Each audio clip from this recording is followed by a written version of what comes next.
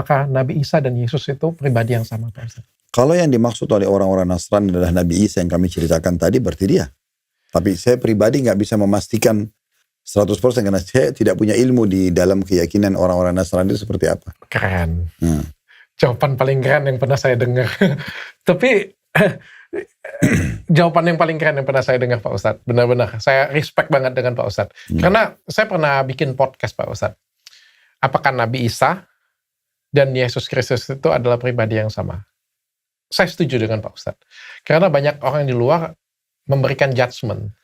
Sama, beda, sama, beda. Karena menurut saya, ini seperti, karena saya belajar dua-duanya ya, saya melihat ada kemiripan di sini. Ini sama seperti satu kisah, disorot dua kamera. Satu ngambilnya dari POV sini, satu ngambil dari POV sini. Mungkin bisa jadi ini pribadi yang sama, tapi dari sudut pandang yang berbeda. Karena ada banyak perbedaan. Contoh, kelahiran Nabi Isa sendiri ada di pohon kurma.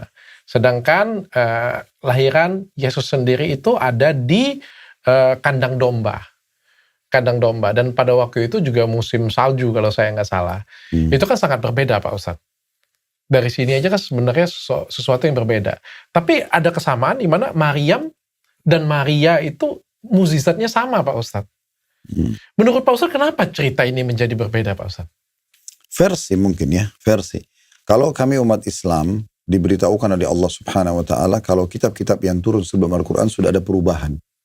Apakah Taurat, apakah Injil, itu memang ada perubahan-perubahan dalam naskah aslinya. Sehingga memang informasi itu diulangi lagi dalam Al-Quran, dan sebagai umat Islam kita disuruh yakini apa yang dalam Al-Quran. Berarti sebelum Al-Quran, mereka mempercayain apa yang dipercaya oleh Alkitab itu, Pak Ustaz? Tentu saja. Kita pun umat Islam wajib meyakini Injil pernah turun, Taurat pernah turun. Oh, oke. Ya, tetapi kita meyakini juga bahwasanya kitab yang turun terakhir itu berarti menghapus isi kitab sebelumnya. Oke. Sebagai contoh misalnya, kalau kita tanya teman-teman Nasrani, apakah Anda akan mengamalkan isi Taurat? Maka mereka mengatakan tidak. Kenapa? Karena mereka yakin Injil sudah turun. Tapi mereka yakin Taurat pernah turun kepada Musa. Nah begitulah kurang lebih estafetnya kepada umat Islam.